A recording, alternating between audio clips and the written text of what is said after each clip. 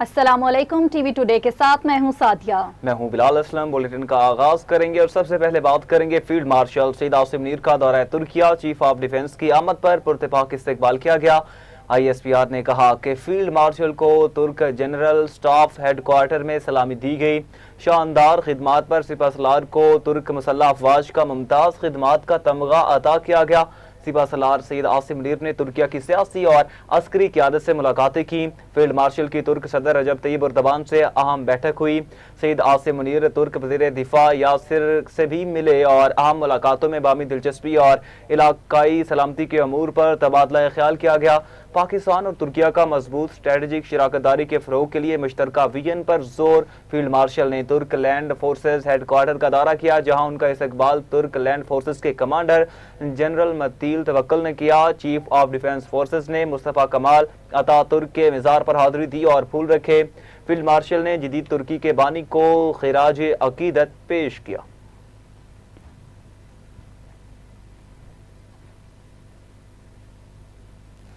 पाक फौज, FC बलूचिस्तान और पुलिस का मुश्तरका ऑपरेशन शाबान जारी है। सिक्योरिटी जराये के मुताबिक ऑपरेशन के दौरान मजीद 2 दहशतगर्दों को जहन्नुम वासिल कर दिया। हलाक होने वाले दहशतगर्दों की मजमूई तादाद 85 हो गई। 5 जुलाई से अब तक 123 खारजी जहन्नुम वासिल किए जा चुके। सिक्योरिटी फोर्सेज ने दहशतगर्दों की गाड़ी को भी कामयाबी से निशाना बनाया। मौसर कार्रवाइयों के नतीजा में खारजियों को भारी नुकसान पहुंचा। आखिरी दहशतगर्द के खात्मे तक बलूचिस्तान में ये ऑपरेशन जारी रहेगा। सिक्योरिटी फोर्सेज मुल्क भर से दहशतगर्दी को जड़ से उखाड़ने के लिए पुरअज़्म हैं। कराची में 27 जून को रेंजर्स कैंप पर हमले के मास्टरमाइंड कारी बशीर समेत पूरा सहूलतकार नेटवर्क पकड़ा गया। कराची में वज़ीर दाखिला सिंध ज़ियाउल हसन लंजार ने IG Sindh Javed Alam, additional IG CTD Zulfiqar Larik, SSP CTD Irfan Bahadur के हमरा प्रेस कॉन्फ्रेंस करते हुए कहा, 27 जून को सिंध रेंजर्स की कराची ट्रांसपोर्ट कंपनी पर 4 दहशतगर्दों ने हमला किया, जिसमें 3 दहशतगर्दों का ताल्लुक अफगानिस्तान जबकि एक का बाजोड़ से था, जो 20 बरस अफगानिस्तान में रहा। वज़ीर दाखिला ने बताया, दहशतगर्दों के तमाम हैंडलर्स अफगानिस्तान से उन्हें हिदायत दे रहे थे। दहशतगर्दों का मकसद लोगों को यरगमाल बनाकर जानी नुकसान पहुंचाना था। सिंध रेंजर्स के कामयाब ऑपरेशन में 3 दहशतगर्द हलाक और 1 जख्मी हालत में गिरफ्तार हुआ।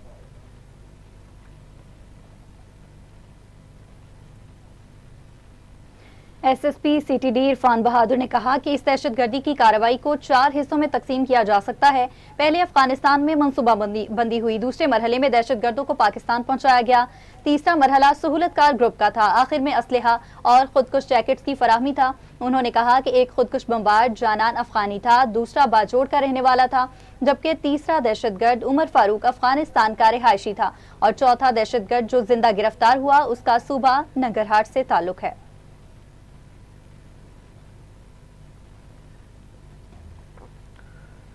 कलदम ज्वाइंट एक्शन कमेटी के मुसल्लह जत्थों के रावलाकोट में सिक्योरिटी फोर्सेज और शहरियों पर हमले में 1 रेंजर्स एहलकार शहीद जबकि 1 जख्मी हुआ। मुसल्लह जत्थों ने मतियाल मीरा बस टर्मिनल रावलाकोट के करीब शहरी आबादी पर फायरिंग की। पुलिस ने अमन अमान की सूरत हाल कंट्रोल करने के लिए पेशकदमी की तो पुलिस को भी निशाना बनाया गया। पुलिस की मदद के लिए तैनात रेंजर्स की नफरी सूरत हाल को कंट्रोल करने के लिए मौका पर पहुंची। कलदम ज्वाइंट एक्शन कमेटी के मुसल्लह जत्थों की फायरिंग से 1 रेंजर्स एहलकार शहीद और 1 जख्मी हुआ।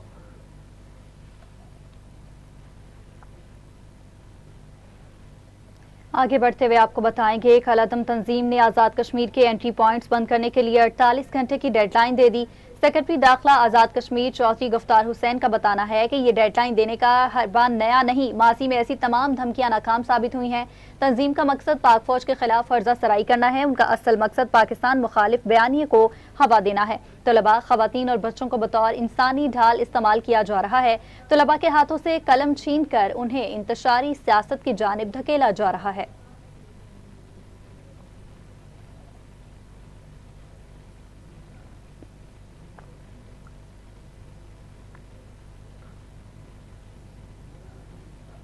दूसरी जानिब वज़ीर आज़म शहबाज शरीफ ने सऊदी अरब पर हमलों की शदीद अल्फाज में मजम्मत करते हुए उन्हें नाकाबिल कबूल करार दे दिया। वज़ीर आज़म शहबाज शरीफ ने एक्स पर अपने बयान में कहा, सऊदी अरब की खुद मुख्तारी इलाकाई सालमियत पर हमले नाकाबिल कबूल हैं। ये हमले खित्ते के अमन व इस्तेहकाम के लिए संगीन खतरा है। पाकिस्तान सऊदी अरब की सलामती और तहफ़्फ़ुज़ के लिए मुकम्मल यकजहती का इजहार करता है। मुश्किल की इस घड़ी में पाकिस्तान ब्रादर मुल्क सऊदी अरब के साथ शाना बिशाना खड़ा है।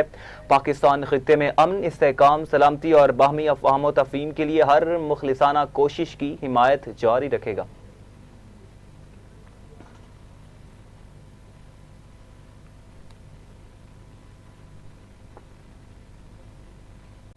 और नाज़रीन, वहाँ अमरीकी सदर ट्रंप का आज फिर ईरान पर हमलों का ऐलान। कहा, वस्ती ईरान के कोहकोलांग गाजला को निशाना बना रहे हैं और मफाहमती यादाश्त एक आजमाइश थी, ईरान ने इसकी पासदारी नहीं की।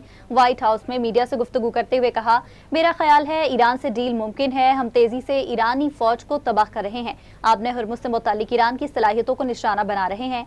ईरान की नाकाबंदी बमबारी से ज्यादा फायदेमंद है। ट्रंप ने ईरान पर दोबारा अमरीकी हमलों से कांग्रेस से आगाह कर दिया। अमरीकी सदर ने खत में बताया कि हमले दिफाई नोयत के हैं और इनका मकसद अमरीकी शहरियों और कौमी मफादात का तहफ़्फ़ुज़ है। कार्रवाइयाँ महदूद और मनसूबाबंदी के तहत की गई। हमले इस अंदाज में किए गए कि शहरी जानी नुकसान कम से कम हो।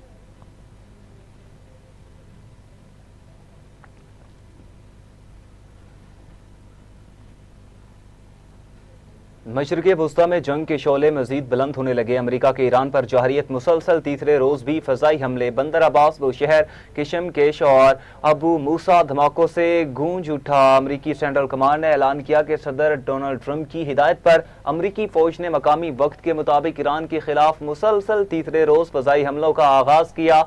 सेंटकॉम ने सोशल मीडिया पर जारी बयान में कहा, ये हमले ईरानी अफवाज पर भारी कीमत आयद करने और उनकी इस सलाहियत को कमजोर बनाने के लिए किए जा रहे हैं, जिसके जरिए वो अपने हुर्मुज़ में शहरियों और तिजारती बहरी जहाज़ों को निशाना बना सकते हैं।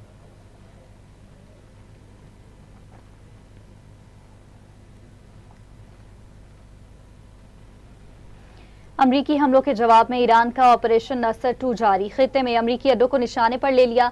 पासदारान इनकलाब के मुताबिक बहरीन में अमरीकी 5th फ्लीट पर मिसाइलों और ड्रोन से हमला। फौजी अड्डे पर मौजूद ईंधन के जखायर को आग लग गई। अमरीकी रेडार, पैट्रियट सिस्टम और कंट्रोल सेंटर को भी तबाह कर दिया गया। अमरीकी हमलों पर ईरान ने दुश्मन को क्रूज मिसाइलों से जवाब दिया। अमरीकी जारहियत के जवाब में कुवैत में अमरीकी फौजी तंसीबात को निशाना बनाया गया। ईरानी फौज ने दावा किया कि कुवैत में अमरीकी फौज के मवासलाती निज़ाम, ईंधन के जखायर, पैट्रियट दिफाई निज़ाम को निशाना बनाया। हमलों के जवाब में कंट्रोल टावर और गोला बारूद के गोदामों को भी निशाना बनाया।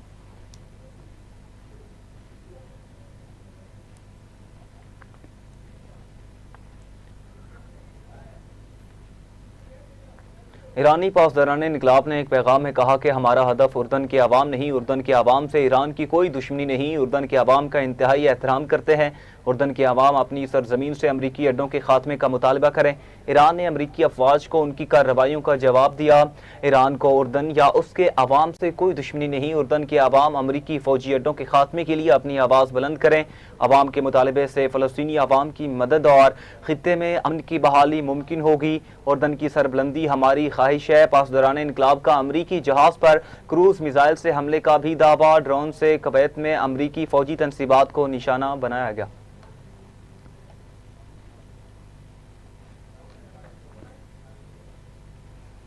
और वहाँ इटली के दर हुकूमत रोम में अमरीकी सफारत खाने में इसराइल और लेबनान के दरमियान अमरीकी सालसी में मुज़ाकरात का आगाज हो गया। खबर एजेंसी के मुताबिक इसराइली और लेबनानी वफूद मुज़ाकरात में शिरकत के लिए अमरीकी सफारत खाने पहुंचे। मुज़ाकरात का बुनियादी मकसद जनूबी लेबनान से इसराइली अफवाज के इनखला से मुतल्लिक वाहदे पर पेशरफ्त करना है। लेबनानी हुकाम का कहना है कि मुज़ाकरात बुध तक जारी रहेंगे, जहाँ अमरीकी सालसी में दोनों फरीकैन फ्रेमवर्क मुआहदे पर अमल दरामद के तरीक़ाकार और आइंदा के लाहे अमल पर तबादला ख्याल करेंगे। इसराइल और हिजबुल्लाह के दरमियान हालिया कशीदगी के बाद अमरीका ने सिफारती कोशिशें तेज कर दी हैं ताकि सरहदी सूरत हाल में बेहतरी लाई जा सके और फरीकैन के दरमियान तवील अल मुद्दती इस्तेहकाम की राह हमवार हो।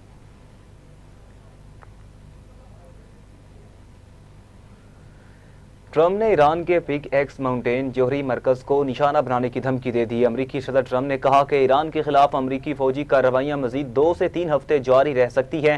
क़दामत पसंद रेडियो मेज़बान ह्यू हेयोट को इंटरव्यू में ट्रंप ने ईरान के इंतहाई महफूज जौहरी मरकज कोहे कोलांग काजला से, जैसे पिक एक्स माउंटेन भी कहा जाता है, को मुमकिन हदफ करार दिया।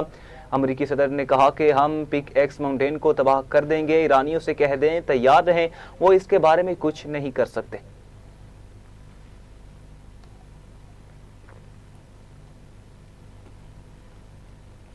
ईरानी फौज के senior ओहदेदार brigadier general Mohammad Akram ने दुश्मन को दो टोक पैगाम देते हुए कहा कि आपने हुर्मुज़ जंग या धमकियों के जरिए नहीं खुलेगी और अमेरिका को आलमी कवानीन और ममालिक की खुद मुख्तारी का एहतराम करना चाहिए। ईरानी फौज के जारी करदा बयान के मुताबिक ईरान आपने हुर्मुज़ में किसी भी किस्म की बैरूनी मुदाखलत या मुआहिदों की खिलाफ वर्जी को कबूल नहीं करेगा। ईरान ने एक मुआहिदे के तहत आर्जी तौर पर 60 दिन के लिए टोल फ्री आमदोरफ्त की इजाजत दी थी। आपने हुर्मुज़ को दोबारा खोलने का वाहिद रास्ता ये है कि अमेरिका ईरान के हुकूक का एहतराम करे। ईरानी मुसल्लह फौज अपने कौमी हुकूक के दिफा के लिए हर मुमकिन इकदाम करेगी।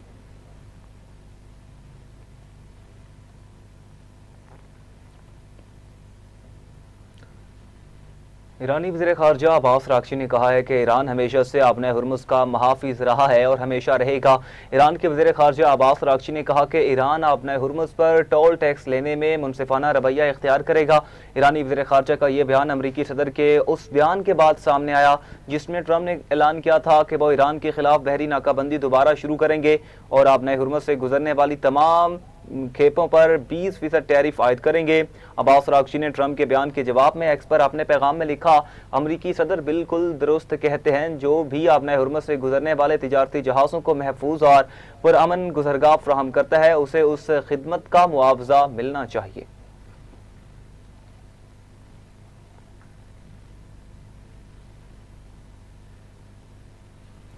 सरबराह जमीयत उलमा इस्लाम मौलाना फजलुर रहमान के शोहदा पाक फौज बारे बयान के खिलाफ वफाकी वज़रा यकज़बान हो गए। वज़ीर आज़म के मशीर बैनुल सूबाई राब्ता और सियासी उमूर सेनेटर राना सनाउल्लाह खान ने शोहदा को खराज तहसीन पेश करते हुए बज़ाहिर जमीयत उलमा इस्लाम फे के सरबराह मौलाना फजलुर रहमान का नाम लिए बगैर उनके हालिया बयान पर कड़ा रद्द-ए-अमल दिया है। समाजी राब्ते की वेबसाइट एक्स पर अपने पैगाम में राना सनाउल्लाह ने कहा, शहादत मकसूद व मतलूब मोमिन है, ये इसका नसीब है जो कारी नजर आता है, हकीकत में है कुरान, ये राज हम दुनियादारों तनख्वाहदारों की समझ से बालातर है। उन्होंने कहा कि अल्लाह ताला शोहदा के वरसा और गाजियों को सब्र जमील और यकीन मुहक्कम की दौलत से मालामाल रखे, क्योंकि यकीन मुहक्कम ही हमारी आज़ादी और बका का जामिन है। वज़ीर दिफा ख्वाजा आसिफ ने मौलाना फजलुर रहमान के हालिया बयान को शोहदा की कुर्बानी की तौहीन करार दे दिया। उन्होंने कहा कि मौलाना एक काहिना मश्क सियासतदान और मुमताज मजहबी रहनुमा हैं।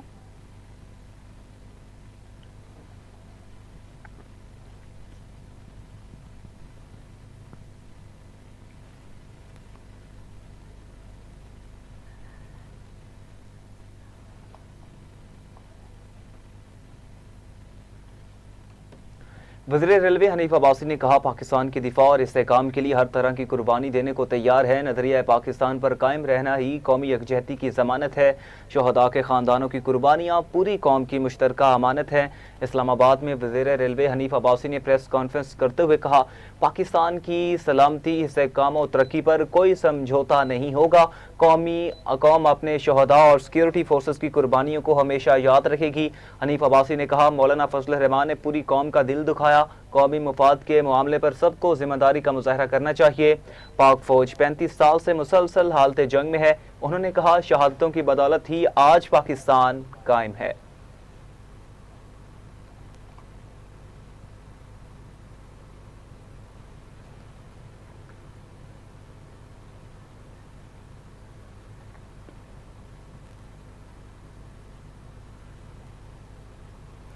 चेयरमैन पाकिस्तान तहरीक इंसाफ बैरिस्टर गौहर खान ने कहा कि शोहदा कौम के हीरो हैं और उनकी कुर्बानियों को खराज अकीदत पेश करते हैं। शोहदा की कुर्बानियों का नेमल बदल दुनिया के खजाने भी नहीं। मीडिया से गुफ्तगू करते हुए बैरिस्टर गौहर खान का कहना था कि दहशतगर्दी एक नासूर है। कौम बहैसियत मजमूई दहशतगर्दी के खिलाफ मुत्तहिद है। हम अपने जवानों की कुर्बानियों के मुअत्तरिफ हैं और उन्हें सलाम पेश करते हैं। शोहदा की कुर्बानियाँ कभी रायगा नहीं जाएंगी। सियासतदानों को जोशे खताबत में अल्फाज के इंतखाबात में एहतियात करनी चाहिए। पाकिस्तान पर कोई समझौता नहीं। मुल्क दुश्मन अनासर के खिलाफ पूरी कौम को मुत्तहिद होना पड़ेगा।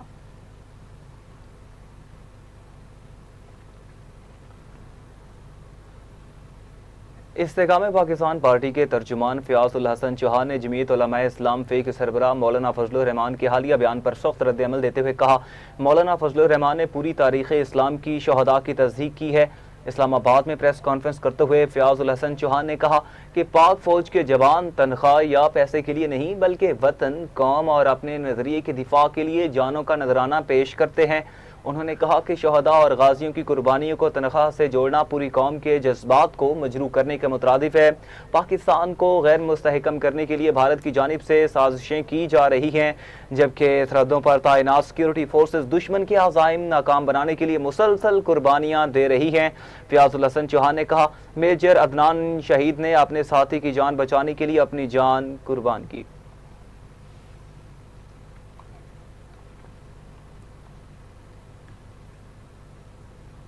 बुलेटिन में वापस आएंगे इस ब्रेक के बाद। हमारे साथ रहिएगा। अभी आपको बताएंगे वज़ीर-ए-आज़म शहबाज शरीफ की ज़ेर सदारत कैशलेस मईशत और डिजिटल अदायगियों के फ़रोग़ पर इजलास हुआ। वज़ीर-ए-आज़म की पाकिस्तान की मईशत को डिजिटल अदायगियों पर मबनी कैशलेस मईशत में तब्दील करने की पेशरफ्त पर मुआशी टीम की सताइश। शहबाज शरीफ ने कहा, मुल्क की मईशत को कैशलेस निज़ाम पर मुंतकिल करने से पायदार मुआशी तरक्की और शफाफियत को फ़रोग़ मिलेगा। मोबाइल बैंकिंग ऐप इस्तेमाल करने वालों की तादाद एक साल में 13 करोड़ 70 लाख होना अहम कामयाबी है। वज़ीर-ए-आज़म ने कहा, बैरून मुल्क से आने वाली तरसीलात ज़र को 100% डिजिटल बनाया जाए।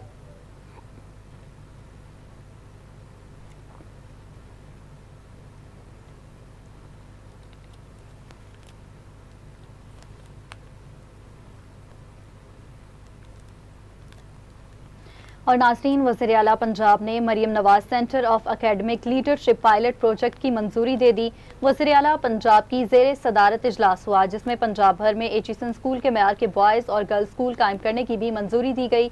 मनसूबे के पहले मरहले में लाहौर के वाहदत रोड पर तलबा के लिए अलग अलग Maryam Nawaz centre of academic leadership कायम किए जाएंगे।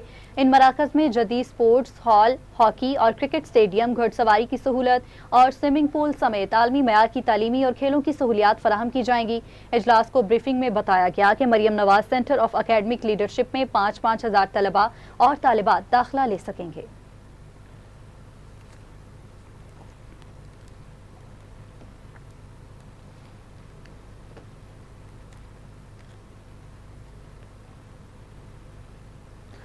पाकिस्तान और बांग्लादेश के दरमियान ख़वातीन को बाइख्तियार बनाने और दो तरफ़ा ताउन के फ़रोग़ पर इत्तेफाक हुआ है। तर्जुमान दफ्तर ख़ारजा के मुताबिक बांग्लादेश के वज़ीर समाजी बहबूद डॉक्टर ज़ाहिद हुसैन ने नायब वज़ीर-ए-आज़म इसहाक़ डार से मुलाकात की है, जिसमें दो तरफ़ा ताल्लुकात और मुख्तलिफ शोबों में ताउन के फ़रोग़ पर तबादला ख्याल किया।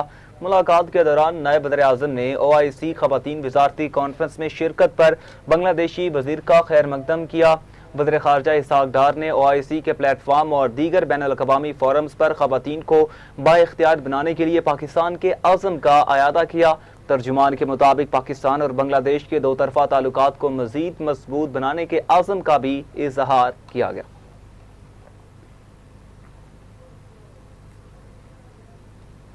इसराइल गजा पर जुल्म ढाने से बाज न आया। सेहनी फोर्सेस की गजा में जंगबंदी से मुतालिक दावों के बावजूद जमीनी और फिजाई कार्रवाइयां जारी हैं। गुज़िश्ता 24 घंटों के दौरान इसराइली हमलों में एक बच्चा और खातून समेत 9 फ़लस्तीनी शहीद हुए। गजा की वजारत दाखिला का कहना है कि जबालिया कैंप में एक पुलिस चौकी पर इसराइली हमले में 7 अफराद जाँ बहक और मुतादिद जख्मी हुए। शहीद होने वालों में जबालिया पुलिस सेंटर के डायरेक्टर, मुतादिद अफसरान और एहलकार शामिल हैं।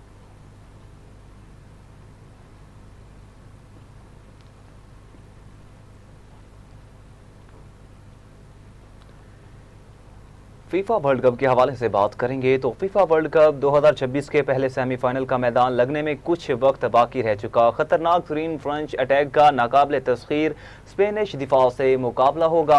मैच पाकिस्तानी वक्त के मुताबिक रात 12 बजे शुरू होगा। दूसरे सेमीफाइनल में अर्जेंटीना और इंग्लैंड की टीमें इन एक्शन होंगी। दोनों तरफ से जीतने वाली टीम फाइनल का टिकट कटवाएगी। फीफा वर्ल्ड कप का सनसनीखेज फाइनल 20 जुलाई को खेला जाएगा।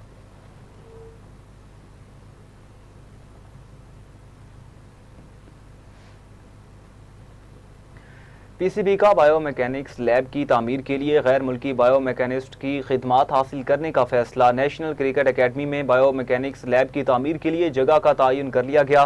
जदीद बायोमैकेनिक्स लैब में कैमरे, सेंसर्स और फोर्स प्लेट समेत दीगर आलात की तनसीब होगी। अपडेट करेंगे, आप तक अहम खबर पहुंचाएंगे। पीसीबी का बायोमैकेनिक्स लैब की तामीर के लिए गैर मुल्की बायोमैकेनिस्ट की खिदमात हासिल करने का फैसला।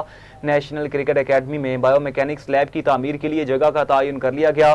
जदीद बायोमैकेनिक्स लैब में कैमरे, सेंसर्स और फोर्स प्लेट्स में दीगर आलात की तनसीब होगी। अपडेट करेंगे आपको। पीसीबी का बायोमैकेनिक्स लैब की तामीर के लिए गैर मुल्की बायोमैकेनिस्ट की खिदमात हासिल करने का फैसला किया गया। इसी पे मजीद बात करेंगे। हमारे साथ मौजूद हैं वलीद खान। जी वलीद खान, बताइएगा इस हवाले से क्या तफसीलात हैं आपके पास? जी बिल्कुल, पाकिस्तान क्रिकेट बोर्ड ने नेशनल क्रिकेट एकेडमी में जदीद बायोमैकेनिक्स लैब के क़याम के लिए गैर मुल्की बायोमैकेनिक्स की खिदमात हासिल करने का फैसला कर लिया है। लैब में जदीद कैमरे, सेंसर्स और फोर्स प्लेट्स नस्ब होंगी, जबकि बरतानिया की लफबरा यूनिवर्सिटी समेत बैनुल-अक़वामी माहिरीन से भी मुशावरत की जाएगी। Director high performance centre Aqib Javed से कुछ देर पहले जो हमारी खुसूसी गुफ्तगू हुई, उसमें उन्होंने कहा है कि लैब बॉलर्स की एक्शन की दुरुस्तगी, इंजरीज को रोकथाम और अंडर 15 से सीनियर टीम तक खिलाड़ियों के बायोमैकेनिक्स तजिए और तब उसके साथ देखा जाएगा इसको। जी देखा जाएगा। बहुत शुक्रिया वलीद आपका। लेकिन उसके बाद आपको देखना ये पड़ता है कि लॉन्ग टर्म कौन आपके साथ बेहतर तरीके से चल सकता है। जहां उसकी ज़रूरत होगी, हम पहले भी उसे लेकर आए थे। न्याजी के लिए भी यही है कि आपको जब 2-3 साल से वो काफ़ी क्लोज रहे टीम के भी, बट उसमें आपने अपने आप को उस तरह से सेटल इन होना है टीम के अंदर।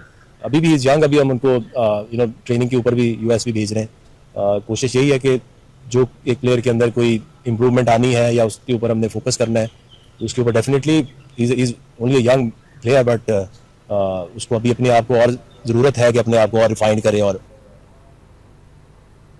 इसी के साथ ही न्यूज़ स्टूडियो से फिल वक्त इतना ही। मज़ीद खबरों की तफसीलात और अपडेट्स के लिए देखते रहिए टीवी टुडे न्यूज़।